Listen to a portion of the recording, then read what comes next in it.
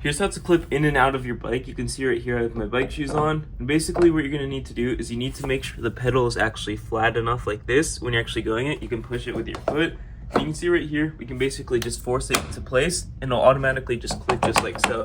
And once it's clicked, it's obviously very tight in place. And the same for the other one. You just wanna take your toe, push on the front, and you can see right here, there's the small grip inside of the shoe. And you basically just wanna push down on it like so. You just wanna shake it a bit and you're good to go. That's how you put it in. And to take your shoe out, all you need to do is I recommend having your shoe on like the lower part of the bike. You can see one shoe is higher right now, but basically this one's lower, and you're basically going to want to twist it outwards, twisting it that way, just the back heel. And you can see right here, it'll basically just easily pop out of place, no harm, no struggle.